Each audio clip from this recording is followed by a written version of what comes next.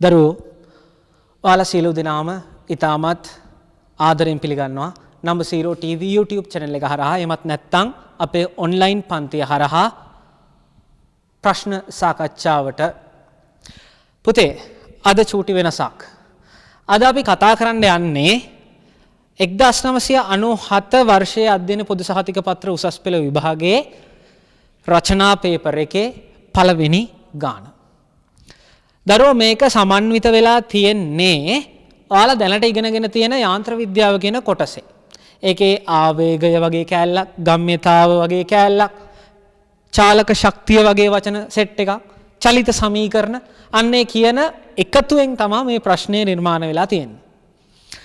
මං හිතනවා දැන් මේ වෙනකොට ওই දරුවෝ මේ ප්‍රශ්නේ අරගෙන කරලා කොල්ල කිල්ල ටික මේක හරියටම කරලා ගෙවල් වලට වෙලා හොඳ සනීපෙන් දැන් උත්තර ටික බලා ගන්න ලෑස්තිලා ඇති කියලා. හරි. වැඩි විස්තර නැතුව ගාන පටන් ගමු.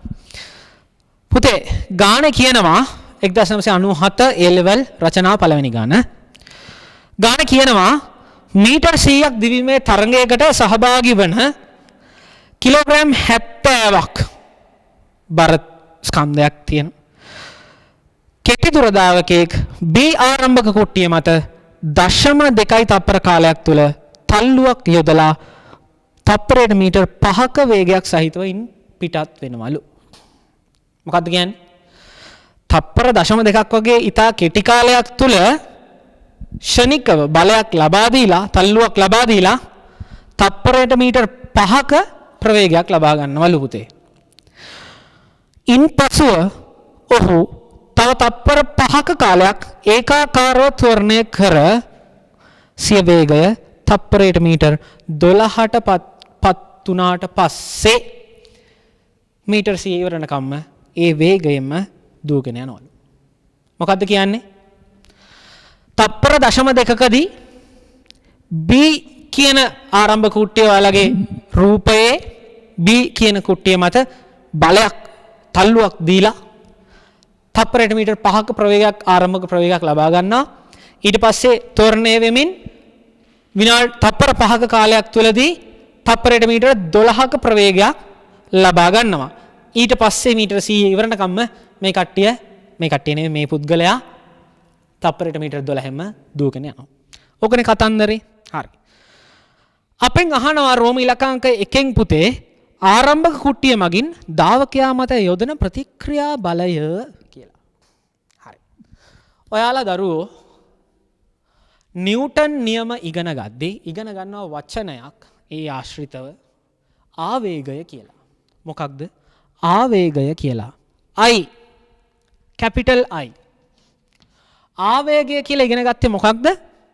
ඊටමත් කෙටි කාලාන්තරයක් තුලදී සිදු කරනු ලබන මොකද්ද? ඇති කරනු ලබන බලය. ඒ බලයේ ඒ ඊටා කෙටි කාලයේ ගුණිතය ගන්නවා මොකක් හැටියටද? ආවේගය කියලා. ඒ කියන්නේ මොකක්ද? බලයේත් ඒ ඊතාසුළු කාලයේත් ගුණිතය. පුතේ මේක නිව්ටන් දෙවන නියමය මගින් පැහැදිලි කරන්න පුළුවන්කමක් තියෙනවා. මොකක් කියලාද? මොකක්ද? නිව්ටන්ගේ දෙවන නියමයෙන් කියන්නේ මොකක්ද? F කියන්නේ ගම්‍යතා පරිවර්තනය වීමේ ශීඝ්‍රතාවය කියලා කියනවා. හරි? මොකද්ද? ඩෙල්ටා M v බෙදීම t. එහෙනම් තව භාෂාවකින් කියනවා නම් ගම්‍යතාව කියලා කියන්නේ මොකක්ද? ft ගුණිතයනේ. ඒ කියන්නේ මොකක්ද? ඩෙල්ටා m v ගම්‍යතා වෙනස. ගම්‍යතා වෙනස. එහෙනම් ආවේගය කියලා තව භාෂාවකින් කියනවා නම් මොකද්ද කියන්නේ? බලය වතාවක් ඒ සුළු කාලයේදී ඇති වූ ගුණිතය ඒකම කියනවා ගම්‍යතා වෙනස කියලා. දැන් මොකද්ද කරන්නේ? තල්ලුවක් යොදනවා B පැඩල් එක මත. හරි? මෙන්න තියෙනවා. මෙන්න මං ඇඳගත්ත පුතේ රූපේ. හරි? මේ රූපේ මොකද කරන්නේ? මම මේක මත බලයක් ඇති කරනකොට මේකෙන් නිව්ටන්ගේ තුන්වෙනි නියමයට අනුව විශාලත්වයෙන් සමාන වූ දිශාවෙන් ප්‍රතිවිරුද්ධ වූ බලයක් නිර්මාණය කරනවා. ඔන්න ඔය බලය තප්පර 0.2ක කාලයකදී සිදු වුණාම මට හම්බ වෙනවා මොකක්ද? 5 ms ඍණ 1 ආරම්භක ප්‍රවේගයක්. හරි. ඔය ටික පැහැදිලිද? තද කරා හම්බ වුණා චූටි කාලයකදී බලයක්, ආවේගී බලයක්. මේක හින්දා මට හම්බුණා ප්‍රවේගයක් ආරම්භක. මගෙන් රෝමිලකාංක 1න් අහනවා කොල්ලෝ ආරම්භක කුට්ටිය මගින් දාවකයා මත යොදන ප්‍රතික්‍රියා බලය කොපමණද කියලා. ඕක හදාගන්න තමයි මෙන්න මේ ගම්්‍යතාව ගලපන්නේ කොහොමද ආවේගයට කියන එක ගත්තේ. ගම්්‍යතාව වෙනස. හරි. එහෙනම් මොකක්ද අපෙන් අහන්නේ? ඇති කරපු බලය. මේකෙන් ඇති කරපු බලය අපිට දීලා තියෙනවා කාලය කොච්චරද? 0.2 තප්පර කාලයකදී කියලා. අපි දන්නවා මිනිස්යාගේ ස්කන්ධය කිලෝ 70යි කියලා. කොල්ලනේ කෙල්ලනේ ඩෙල්ටා MV. එහෙනම් අපි දන්නවා ප්‍රවේග වෙනස කියන්නේ නිශ්චලතාවයේ ඉඳන් ක්ෂණිකව හම්බුණා මොකක්ද? 5 ms ඍණ 1ක් කියලා.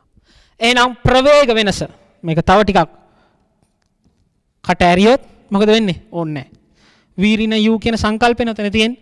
හරි. අපිට හම්බ වෙනවා 5 ඍණ බිඳුව නිශ්චලතාවය ඉඳන් 5ක් තප්පර 0.2 දී හම්බුණා. අපෙන් අහනවා එහෙනම් f කොච්චරද කියලා.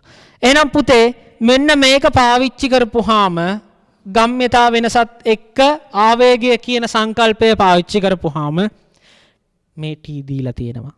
m දන්නවා. ඩෙල්ටා v දන්නවා. එහෙනම් f හොයාගන්න පුළුවන්. af කියන්නේ මොකක්ද? මෙන්න මේ රූපයේ ලබා දීලා තියෙන f. හදමු. රෝමිලකාංක 1 මොකක්ද? ft ගුණිතය ඩෙල්ටා mv. හරි. මොකක්ද? ආවේගය සලකා.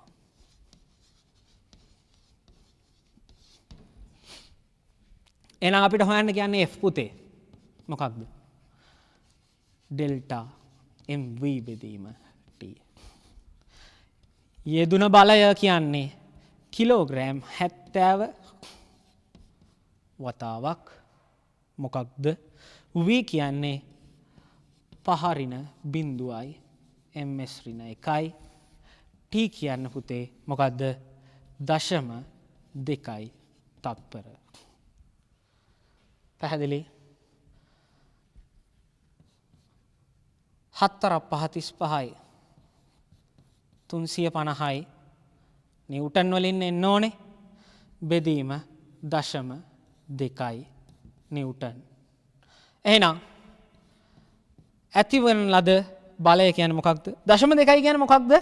2 බෙදීම 10යි. එහෙනම් 10න් උඩට ගුණ කරනවා. එතකොට වෙනවා මොකක්ද? 3500ක් බෙදීම 2ක් නිව්ටන් කියලා එනවා. කීයද පිළිතුර පුතේ? දෙවරක් 1යි 15ට දෙවරක් 7යි 1යි 10ට 5යි. 1750ක් නිව්ටන් බලයක් යෙදිලා තියෙනවා. කොහොමද? ආරම්භක කුට්ටිය මගින් දාවකයා මත ප්‍රතික්‍රියා බලය හැටියට. හරි. පුතේ දෙවනි කොටසෙන් අපෙන් අහනවා කෙල්ලනේ දාවකයා තප්පරයට මීටර 12ක් උපරිම වේගයට ළඟා වෙන අවස්ථාව වෙනකොට කොච්චර දුරක් දිව්වද කියලා. මොකක්ද? දාවකයා තප්පරයට මීටර 12ක් වෙනකොට කොච්චරක් දිව්වද? මෙන්න පුතේ මම දාගත්තා රූපයක් ඕකට. කොල්ලෝ මෙහෙම රූපයක් දාගත්තා මොකෝ වෙන්නේ? අපිට දීලා තියෙනවා මෙයා 12ක් තප්පරයට මීටර කියන ප්‍රවේගය ලබා ගන්නේ තප්පර 5ක කාලයක් තුලදී කියලා. ඒ වගේම දීලා තියෙනවා අපිට ත්වරණයකින් මේ වෙනකන් ගමන් කරනවා කියලා. අපි දන්නවා ආරම්භක ප්‍රවේගයත් 5යි කියලා. S අහන්නේ. S අහන්න චලිත සමීකරණ දෙකක් S ගන්න පාවිච්චි ගන්න පුළුවන්. මොකද්ද කොල්ලෝ?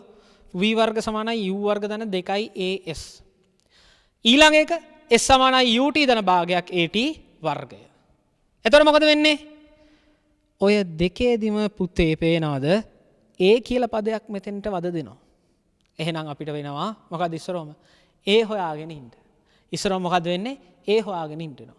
ඒ හොයාගෙන ඉඳලා ඊට පස්සේ ඉස්වාගන්න ගේමක් නැත. හරි. ඒ හොයාගන්න මෙන්න මේ රූපේ තියෙන දත්ත ටිකෙන් u තියෙනවා, v තියෙනවා, t තියෙනවා. එහෙනම් පළවෙනි චලිත සමීකරණය පාවිච්චි කරලා අපිට v සමාන u ධන at පාවිච්චි කරලා අපිට මොකද්ද හොයන්න පුළුවන්? a හොයන්න පුළුවන්. මොකද්ද? මම දානවා දාවකයාට තිරසට චලිත සමීකරණය. මොකද්ද? v සමානයි u ධන at කියන චලිත සමීකරණය. දාපුවම මොකෝ වෙන්නේ? v දීලා තියෙනවා 12යි කියලා. u දීලා තියෙනවා 5යි කියලා. a හොයමු.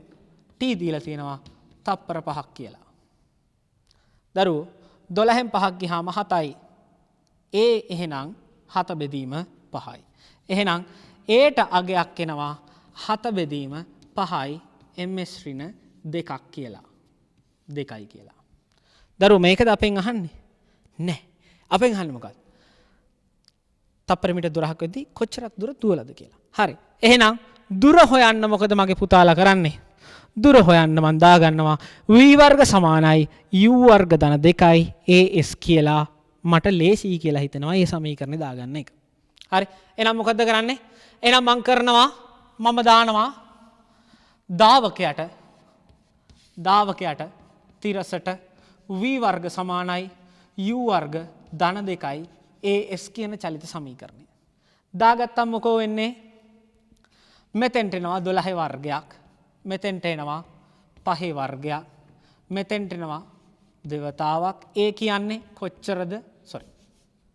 7 බෙදීම 5යි වතාවක් s අපිට හොයන්න තියෙනවා. පුතේ මේවා ඔක්කොම ඒකක වලින් ආදේශ කරන්න ඒකක SI එක ආදේශ කරන්න. හරි. මම 5 වර්ගේ මෙහෙට ගේන්නම් කොල්ලෝ. මොකෝ වෙන්නේ? 12 වර්ගය අරින 5 වර්ගය සමානයි දෙවතාවක් 7 බෙදීම 5යි s. s නේ හොයන්න ඕනේ. s. හරි. වර්ග දෙකක අන්තරය. O level කාලේ පොඩි කෑල්ලක් තියෙන. කොහොමද ලියන්න පුළුවන් මේක? 12 ඍණ 5 12 ධන 5. හරිනේ? එහෙම ලියන්න පුළුවන්? එහෙනම් ඒ දෙකෙන්ම මම සුළු කරලා ලියා ගන්නම්. කොහොමද? 12 ඍණ 5 කියන්නේ 7යි. 7යි. 12 ධන 5 17යි. සමානයි දෙවතාවක් 7 බෙදීම 5යි s. 7ට 7 සුළු වෙනවා 17 වාරයක් 5 එනවා. කොච්චරද 10 වරක් 5 50යි 7 වරක් 5 35යි. 105යි. sorry 10 වරක් 5 50යි 7 වරක් 5 35යි 85යි. 85 බෙදීම 2යි. 42.5යි. එහෙනම් s සඳහා පිළිතුරක් මෙතනින් හම්බ වෙනවා පුතේ ඔයාලට කොච්චරක් කියලාද? 42.5ක් මීටර් කියලා. එහෙනම් තප්පරයට මීටර් 12ක් වෙනකොට දාවකයාගේ ප්‍රවේගය එයා කොච්චරක් දුර දුවලාද? කොච්චරද? 42.5යි මීටර් දුරක් දුවලා. කොල්ලෝ තුන්වෙනි කොටස ත්වරණය සිදු කරන ලද කාලය වන තප්පර 5 තුල දාවකයා විසින් කරන ලද යාන්ත්‍රික කාර්ය ප්‍රමාණය කොහොමද? පුතේ මෙතෙන්දී සමහරක් අයට මෙන්න මෙහෙම සීන් එකක් හිතෙනවා. මොකද සර්ව සාධාරණව අපිටත් ඒ කාලේ මෙහෙම හිතිලා තියෙනවා. හරි. මොකද්ද? අපි උඩින්ම හොයාගත්ත දාවකයා මත යොදන ප්‍රතික්‍රියා බලය. හරි. දෙවනි කොටසෙන් හොයාගත්තා දුවපු දුර. මේ දෙන්න දීලා තියෙන්නේ මේ කාර්ය හොයන්න වෙන්න ඇති. අන්න එහෙම හිතනවා සමහරක් අය. හිතනවා පුතේ හිතනවා. ඇයි? ඔයාලා කාර්ය කියලා ඉගෙනගෙන තියෙන අර්ථ දැක්වීම බලය වැඩි කිරීම විස්ථාපනය. එහෙම නැත්නම් බලය වැඩි කිරීම දුර. හරි. කාර්ය සඳහා ඉගෙනගෙන තියෙන ප්‍රකාශනයක්. ඉතින් ඒ ප්‍රකාශනයේ මතක තියෙනකොට ටක් ගාලා උඩ රෝම ඉලක්කම් 1යි රෝම ඉලක්කම් 2යි හිතලා මේ දෙක ගුණ කළ දැම්මොත් හරිනේ. කොල්ලෝ කෙල්ලෝ වැරදි පුතේ එහෙම කරොත්. ඇයි? අර ආවේගී බලය ක්‍රියාත්මක වෙන්නේ ඒ අවස්ථාවේදී මෙයාට ඕනේ ප්‍රවේගය ගන්න. ඒක දිගටම තියෙන්නේ නැහැ. ඒක දිගටම තියෙන්නේ නැහැ. අපෙන් අහන්නේ මොකක්ද? අපෙන් අහන්නේ කරන ලද යාන්ත්‍රික කාර්ය කොච්චරද කියලා. එහෙනම් ඔය සීන් එක අහන්නේ කොයි අවස්ථාවේ ඉඳන් කොයි අවස්ථාවටද ඔය යාන්ත්‍රික කාර්ය අහන්නේ? ඈ? කොයි අවස්ථාවේ ඉඳන් කොයි අවස්ථාවටද ඔය යාන්ත්‍රික කාර්ය අහන්නේ? ඔය යාන්ත්‍රික කාර්ය ප්‍රමාණය කොච්චරද කියලා අහන්නේ. 5 කියන තැනක් තිබ්බනේ පටන් ගත්ත. එතන ඉඳන් 12 කියන තැනක් තිබ්බනේ මෙයා උපරිමයට තොරණ වෙලා ලබා ගත්ත.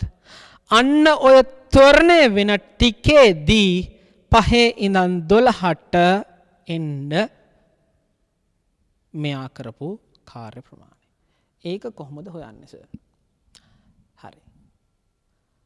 5ක් ගන්න වෙලාවේ මේ මිනිස්යාට ශක්තිය කියලා එකක් තියෙනවා. එකම මට්ටමේ දුවන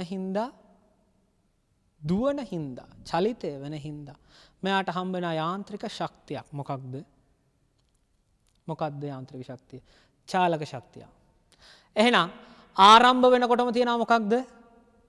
තපරේට 5ක් තියෙන හින්දා ආරම්භක චාලක ශක්තිය. එතන ඉඳන් මෙයා කාර්යයක් කරනවා කොච්චරකට එන්නද? 12කට එන්න. 12කට එන වෙලාවේ මෙයාගේ යාන්ත්‍රික ශක්තිය පෙර ශක්තියට වඩා වැඩි. එහෙනම් අර තිබ්බ පෙර ශක්තියේ ඉඳන් දැන් තියෙන ශක්තිය ගන්න තමයි මෙයා මොකක්ද කරන්නේ? කාර්යයක් සිද්ධ කරන්නේ. එක අතකින් ඔයාලා දන්නවා කාර්යයේ ව්‍යුත්පන්න ඒකකයක් තමයි ජූල් කියලා. ඒ වගේම ඔයාලා දන්නවා චාලක ශක්තියේ ඒකකයත් ජූල් කියලා. කවුරු හරි ඒකක වලින් හිතෙන කෙනෙක් ඉන්නවා නම් හදන්න ඒකත් උපයෝගී වෙයි. පැහැදිලි? හරි. එහෙනම් මෙයා කාර්යයක් කරන්නේ කොහොමද? අතන තිබ්බ චාලක ශක්තිය ඉඳන් 12යි ms ඍණ එක වෙනකොට තියෙන චාලක ශක්තිය ලබා ගන්න මෙයා කාර්යයක් සිද්ධ කරනවා. එහෙනම් රෝමිලකාංක 3ට කරන ලද යාන්ත්‍රික කාර්ය ප්‍රමාණය කොච්චරද කියන කෙනවා 12ක් තියෙන අවස්ථාවේදී තියෙන යාන්ත්‍රික ශක්තියෙන් ආරම්භක අවස්ථාවේ තියෙන යාන්ත්‍රික ශක්තිය. මෙතන චාලක ශක්තියෙන් ආරම්භක චාලක ශක්තිය අඩු කරා නම් එනවා මෙයා මෙතන ඉඳන් අතෙන්න යන්න කොච්චර යාන්ත්‍රික කාර්ය ප්‍රමාණයක් කරාද කියලා. පැහැදිලිද පුතේ? පැහැදිලි? හරි. එහෙනම් ඔන්න මොකක්ද? යාන්ත්‍රික කාර්ය.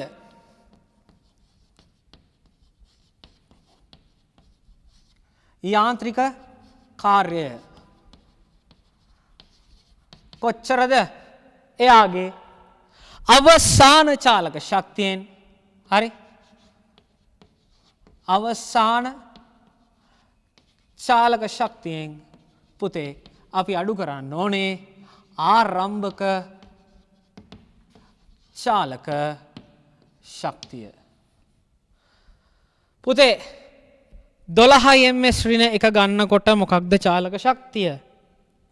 මෙන්න භාගයක් m v වර්ගය ඍණ භාගයක් m u වර්ගය.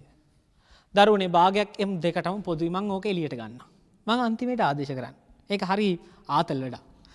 m බෙදීම 2 v වර්ග ඍණ u වර්ග. මෙතන ආයෙත් අර කලින් කොටසේ කතා කරා වගේ වර්ග දෙකක අන්තරය. කොහොමද එන්නේ? m බෙදීම 2යි v වර්ග v ඍණ u v ධන u. දැන් ආදේශ කරමු. කොහොමද? v කියන්නේ 12යි u කියන්නේ 5යි. m කියන්නේ 70යි. 70 බෙදීම 2 අනේ දරුවෝ SI ඒකක වලින් ආදේශ කරන්න පුතේ මේ ඉලක්කම් වලට. හරිද? පැහැදිලි? කිලෝග්‍රෑම් දාන්නම් මම දාන්නම්කෝ. v ඍණ u 12 ඍණ 5 7යි.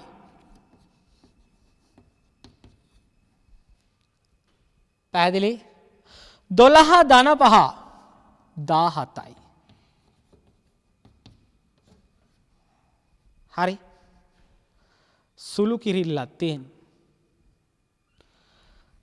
හතරක් 7 49යි 490යි 490 ඒවා 17ක් බෙදීම 2ක් කාර්ය ප්‍රමාණය මම W කියලා දාගන්නවා.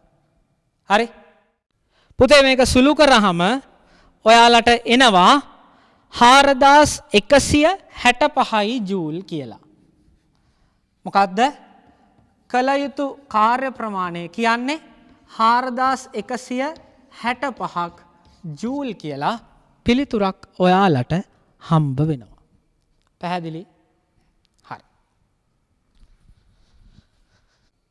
පුතේ රෝම ඉලක්කාංක 4. රෝම ඉලක්කාංක 4න් ගොල්ලෝ අපෙන් අහනවා තරංග නිම කිරීමට දාවකයාට ගතවන කාලය කොච්චරද කියලා. මොකද තරංග නිම කරන්න දාවකයාට ගතවන කාලය. හරි. මෙන්න සීන් එක ඕම් බලා ගන්න. මගේ දාවකයා බෝලයක් වගේ දාවකෙක් ඉන්නේ. හරි? මම ඇඳ ගන්නවා පොරගේ චලිතය. ඩයල් එකේ චලිතය ඇඳ ගන්නවා. මොකද වෙන්නේ? ඩයල් එක තප්පර 0.2ක කාලයක් තුලදී බලයක් යොදලා 5ක් ගන්නවා. කොච්චරක්ද? 5ක් ms ඍණ එකක් ගන්නවා. t සමානයි කීයද? 0.2යි තප්පරවලදී. ඊට පස්සේ මොකෝ වෙන්නේ? තප්පර 5ක් චලිත වෙනවා 12 ms ඍණ එකක් ගන්නවලු. එහෙනම් ඩයල් එක t සමානයි 5.2යි තප්පර වෙද්දී 12යි ms ඍණ එකක් ගන්නවා. කොහොමද? මේ අත්වරණයකින් එනවා. ත්වරණය කොච්චරක්ද? 7 බෙදීම 5ක් ms ඍණ 2කින්. ඊට පස්සේ මොකෝ කරන්නේ? ඒ දුරත් ගමුකෝ. ඒ දුර කොච්චරක්ද? ඒ දුර 42.5ක් මීටර්. පැහැදිලි? කොච්චරද දුවන්නේ? ගම වටේ දුවන්නේ නේද? නෑ. මීටර් 100යි දුවන්නේ. හරි. එහෙනම් අපිට කියනවා 12ට ආවට පස්සේ මෙයා 12ෙන්ම ඉතුරු දුර දුවනවලු. 12ෙන්ම ඉතුරු දුර දුවනවලු. එහෙනම් පුතේ මෙන්න මං ගන්නම් ඉතුරු දුර. ඉතුරු දුර කියන්නේ කොච්චරක්ද? මේක S1 මේ S2.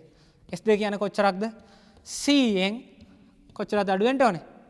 42.5ක් මීටර. කීයක් දෙන්නේ?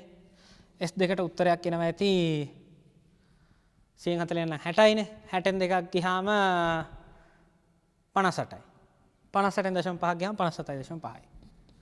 57.5ක් මීටර. හරි. ඔය ටික එන්නේ 12න්ලු. ඒ කියන්නේ ඒකාකාර ප්‍රවේගයෙන් කතන්දරය සිද්ධ වෙන්නේ. මෙතන t අපි දන්නේ නැහැ.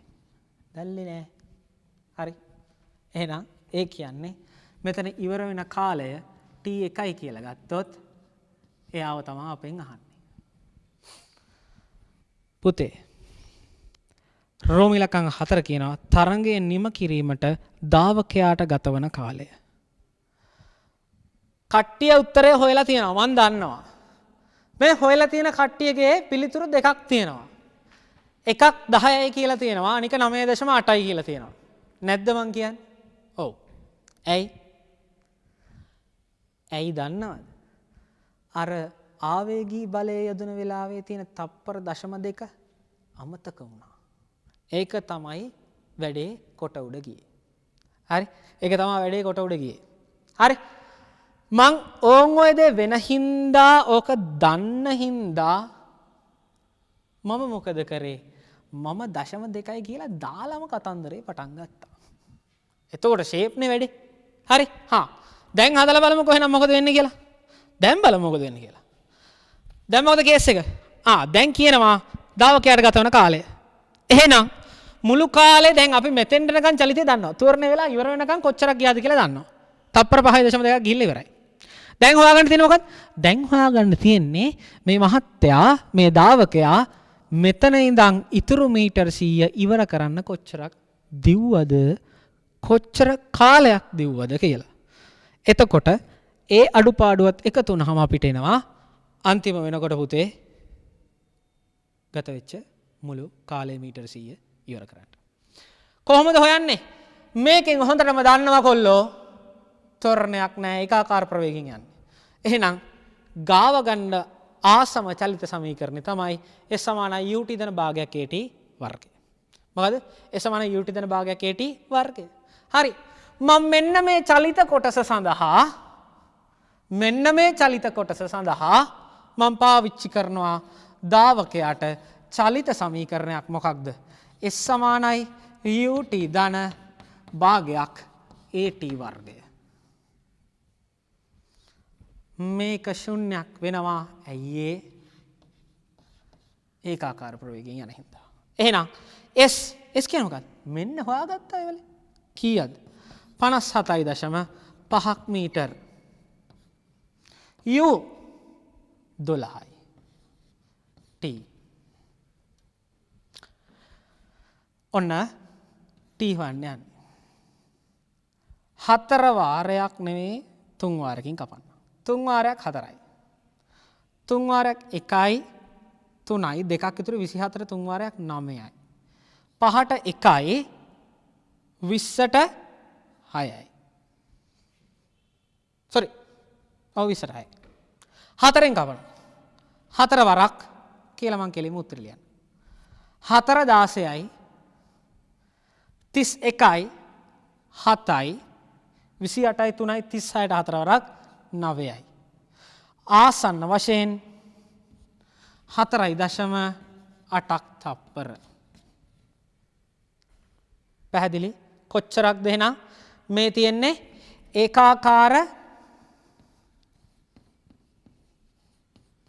ප්‍රවේගයෙන් ගිය කාලය. හරි. එහෙනම් අපෙන් අහන්නේ මොකද්ද? අපෙන් අහන්න කෙල්ලනේ ගත වෙච්ච කාලය. එහෙනම් ගත වුණ මුළු කාලය. එහෙනම් ගත වූ මුළු කාලය ඔය කියන්නේ T1. ඔය කියන්නේ T1. එහෙනම් කොච්චරක්ද? අපි දන්නවා 5.2ක් ගත වෙලා තියෙනවා අර තැනට එද්දි. ඒකට එකතු වෙන්න ඕනේ T. එහෙනම් කීයද? 5.2යි 4.8යි මුළු කාලය කොච්චරක්ද? තප්පර 10යි. පුතේ 9.8 ආවේ අන්න අතන තිබ්බ 0.2 අමතක වෙච්ච හින්දා. ඒ 0.2ත් ඕනේ කොල්ලෝ. එතන බිඳුවේ ඉඳන් 0.2ක් ගියා. එතන ඉඳන් තප්පර 5ක් ආවා. එතන ඉඳන් තප්පර 4.8ක් ආවා. මුළු කාලේ තප්පර 10කදී ඉවර කරා. උසේන් බෝල්ට් අල්ලන්න බැරි වුණා. හරි? හරි. කොල්ලෝ රෝම ඉලක්කම් අංක 5 අවසාන කොටස. ඔන්න මෙම තරගයේදී වෙනත් දාවකයෙක් ඉහත ආකාරයටම තප්පර 0.2ක සමාන්තර කාලයක් සමාන කාලයක් තුළදී 5.4 ms ඍණ එකක ආරම්භක වේගයක් ලබා ගැනීම මගින් වඩා හොඳ ආරම්භයක් ගන්නවලු. මොකද කරන්නේ? ආවේගී බලයක් යොදලා අර සමාන කාලෙදිම වැඩි ප්‍රවේගයක් ආරම්භක ප්‍රවේගයට ගන්නවා. කලින් එක්කෙනා කොච්චරද ගත්තේ? 5ක්. මෙයා කොච්චරද ගන්නෙ? 5.4ක්. එකම කාලය. හැබැයි පොඩි කේස් එකක් තියෙනවා. මොකක්ද? ඔහුට උපරිම වේගය 12 ms ඍණ එක ගන්න පුළුවන් උනේ ඔන්න ඔය 5.4 ගත්ත වෙලාවෙන් පස්සේ කාලය තප්පර 5.4ක් ගත වුණාට පස්සේ. මොකද උනේ? තප්පර 0.2 වෙනකොට එක්කෙනෙක් 5යි එක්කෙනෙක් 5.4යි. ඊට පස්සේ එක්කෙනෙක් තප්පර 5ක් ඇතුළතදී 12ක් ගන්නවා. අනිත් එක්කෙනා තප්පර 5.4ක් ගත වුණාට පස්සේ 12ක් ලබා ගන්නවා. අපෙන් අහනවා මුල් දාවකයාට මෙම දාවකයා පසු කිරීමට ගත වන කාලය හොයන්නලු. මුල් දාවකයා කියන්නේ අපි කලින් කතන්දරේ කතා කරගෙන ආපු එක්කනා කොල්ලෝ. හරි? ඉංගියක් දීලා තියෙනවා. මෙම පසු කිරීම සිදුවන්නේ මුල් දාවකයාගේ තොරණ කාලයේදී. එහෙනම් මොකද? සම්පූර්ණ කාලය 5.2ක්. එහෙම නැත්නම් අර ත්වරණය වෙන තප්පර කහල 5ක කියන කාලය තුලදී තමා එයා මේ අලුත් දාවකයව පසු කර යන්නේ. ඕකට අදාළ චිත්‍ර කතාව මෙන්න තියෙනවා. හරි. මොකද්ද සීන් එක? එන්න. කොල්ලගල ඔක්කොම. තප්පර 0.2ක් වෙද්දී ආවේගී බලයක් යොදලා මුල් දාවකයා මං ගත්තා P කියලා. අලුත් ඩයල් එක මං ගන්නවා Q කියලා. හරි? මුල් දාවකයා ගන්නවලු තප්පරෙට මීටර 5ක ප්‍රවේගයක්. මෙයා ගන්නවලු 5.4ක ප්‍රවේගයක්. දෙන්නම ත්වරණය වෙනවලු දෙන්නම ත්වරණය වෙනවලු. හැබැයි මං ගත්ත මෙයාගේ ත්වරණය ඒ එකයි මුල් එක්කනාගේ ඊළඟ එක්කනා ඒ දෙකයි. මෙයා තප්පර 5ක කාලයක් ගෙවාගෙන ඇවිල්ලා 12ක් ගන්නවලු. මෙයා තප්පර 5.4ක් ගෙවාගෙන ඇවිල්ලා 12ක් ගන්නවලු. ඒ වෙලාවක ඒ වෙනකොට ගත වෙච්ච කාලය මෙයාට තප්පර 5.2යි. ඇයි 5යි අතන 0.2යි 5.2යි. මෙයාට 5.4යි අතන 0.2යි 5.6ක් ගත වෙලා. පුතේ අපෙන් අහනවා මුල් එක්කනා මෙයාව පහු කරද්දී කොච්චර කාලයක් අර ආරම්භ කරපු ස්ථානයේ ඉඳන් ගත වෙලාද කියලා. පුතේ මෙහෙම රූපයක් දාගත්තාම ඒකේ තියෙන වාසිය තමා පේනවා.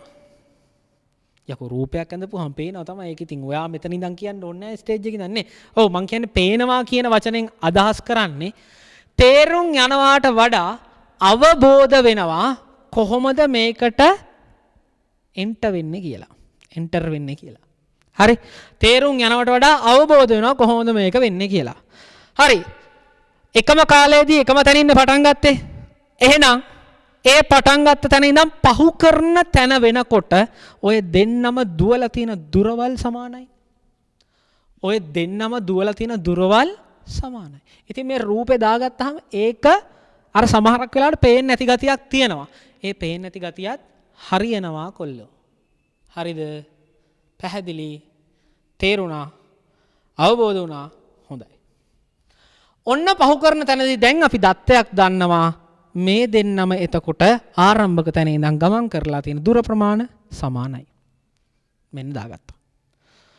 එහෙනම් කාලෙනේ හොයන්න තියෙන්නේ. දැන් ආරම්භක ප්‍රවේගات දන්නවා. කාලයත් දන්නවා නෑ කාලේ හොයන්න තියෙන්නේ. ආරම්භක ප්‍රවේග දන්නවා. විස්ථාපන සමානයි දොරවල් සමානයි කියලා දන්නවා. එහෙනම් මෙයාටයි සමීකරණ දෙකක් අරගෙන දුර සම්බන්ධ සමීකරණ දෙකක් අරගෙන ඒ දුරවල් දෙක සමාන හින්දා ඒ සමීකරණ සමාන කරා නම් t සඳහා ප්‍රකාශනයක් එයි නේද කියලා හිතෙනවා. එතකොට දාන්න පුළුවන් සමීකරණ දෙකයි s වලට. මොකද v වර්ග සමානයි u වර්ග දන දෙකයි s අනිත් එක s සමානයි ut දන භාගයක් at වර්ගය. v වර්ග දාගත්තොත් වැඩේ අජූත වෙනවා. ඇයි? වැඩේ පොඩ්ඩක් කේස් වෙනවා පුතේ. මොකද්ද කේස් වෙන එක? v ත් හොයාගන්න ඕනේ. a දන්නෙත් නැහැ. කාගේද? මෙයාගේ a දන්නවා. ආරම්භක එක්කනාගේ. අනිත් එක්කනාගේ a දන්නේ නැහැ. හැබැයි s සමානයි ut දන භාගයක් at වර්ගය දාගත්තා නම් වැඩේ ගොඩ නේද? ඇයි? u දන්නවා. t හොයන්න තියෙන්නේ s දෙකේම සමාන කරන හින්දා s වලින් කේස් එකක් වෙන්නම නැහැ. එහෙනම් a විතරයි හොයාගන්න තියෙන්නේ. හරි. a දන්නවා. කාගේද? මේ දාවකයාගේ a අපි දන්නවා. කීයක් කියලාද? එයාගේ a අපි දැනගත්තා 7 බෙදීම 5යි ms ඍණ 2යි කියලා කලින් ගානේ. එහෙනම් එයාගේ a දන්නවා. දැන් කාගේද a හොයන්න ඕනේ? අලුත් එක්කනාගේ a හොයන්න. අලුත් එක්කනාගේ a හොයන්න කොහොමද පුතේ? ඒක ඔක්කොම දීලා තියෙනවනේ අපිට. මොකද්ද? 5.4න් පටන් ගත්තේ. 12ට ආවේ 5.4ක කාලයක් ගෙවලා.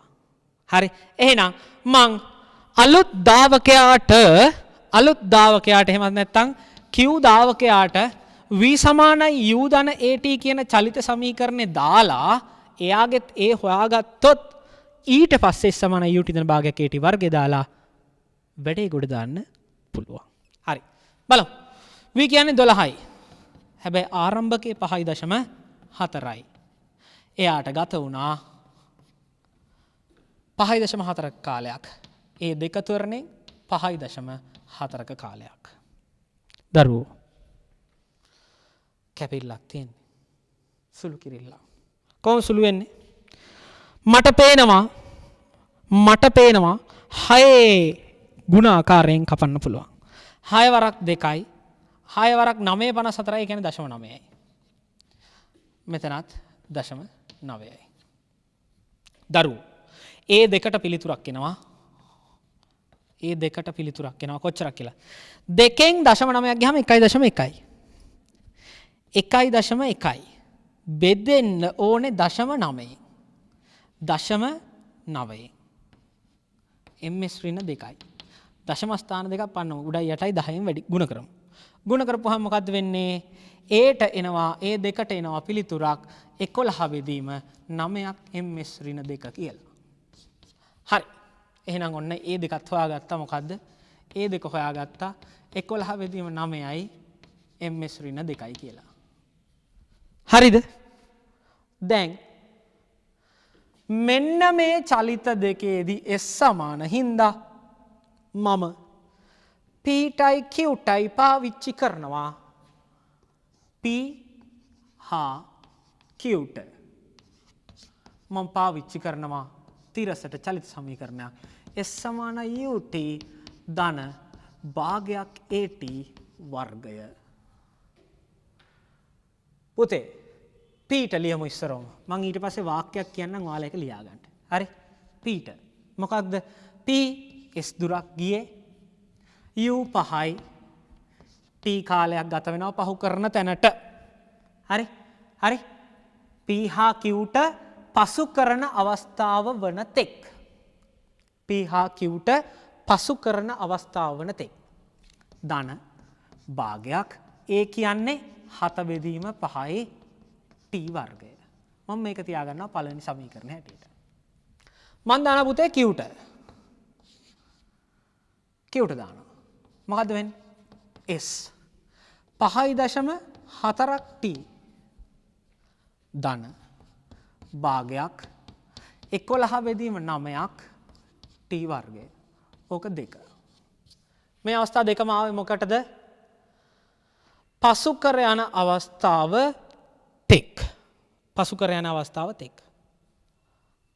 දැන් අර මං කියපු වාක්‍යය ලියා ගන්න. මොකද්ද? ආරම්භක අවස්ථාවේ සිට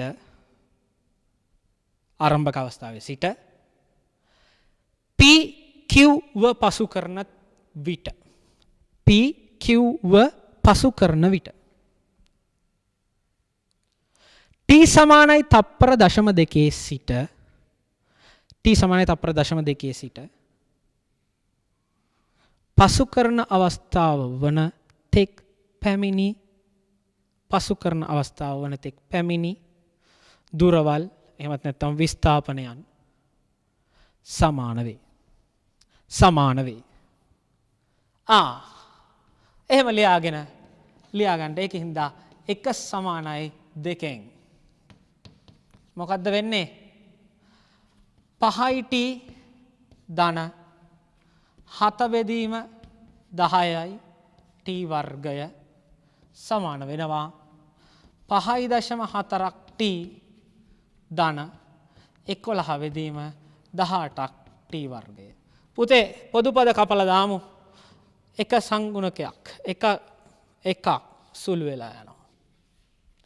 මං t පද ටික මෙහාට ගන්නවා නියත ටික එහා පැත්තට දානවා. දරුවෝ 10 7ක් ඍණ 18න් 11ක් t සමාන වෙනවා 5.4න් 5ක් ගියාම 0.4යි. 0.4යි. පොදු හරය 180ක් හැටියට ගන්න. 10 වරක් 18යිනේ. 18 වරක් 7. 18 වරක් 7. 10 වරක් 7 70යි. 8 වරක් 7 56යි. 126යි. අඩු කරනවා. 18 වරක් 10යි. 11 වරක් 10යි 110යි. t සමානයි 0.4යි. දරුවෝ 126න් 110ක් ගියාම 16යි. නේ? මම මෙතෙන්ට එන්නම්. 16ක් t මං හරස් ගුණ කරනවා. 180 මේ පැත්තට ගුණ කරනවා. බිංදුව ගන්නකො 10ක් හැටියට මෙහෙට. එතකොට 4යිනේ. එතකොට 18 වාරයක් 4. 10 වරක් 4 40යි. 8 වාරයක් 4 32යි 72යි. හරිනේ? 72යි. කපමු 4න්. 4 වරක් 4යි.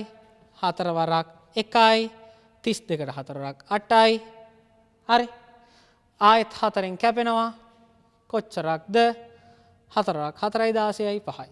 එහෙනම් t ටීට පිළිතුරක් එනවා මෙතනින්. ටීට පිළිතුරක් එනවා මෙතනින්. කොච්චරක්ද? 4.5 තප්පර කියලා. හොඳට බලන්න දරුවෝ මේකෙදි 4.7යි කියලා ලියන්න එපා. ඇයි? අපෙන් අහන්නේ මුල් දාවකයාට මෙම දාවකයා පසු කිරීමට ගතවන කාලය මිසක් පසු කරන අවස්ථාවේ ගත වී ඇති කාලය නෙවෙයි. එහෙනම් ඔය මුල් දාවකයාට මේ අලුත් දාවකයාව පහු කරන්න කොච්චර කාලයක් ගත වෙනවද පුතේ? තප්පර 4.5ක කාලයක් ගත වෙනවා. ඔන්න ඔය විදිහට 1997 උසස් පෙළ විභාගයේ රචනා ප්‍රශ්නය නිමාව දකිනවා පුතේ. අපි තවත් අලුත් විභාග ගානක් එක්ක ඊළඟට හම්බ වෙමු.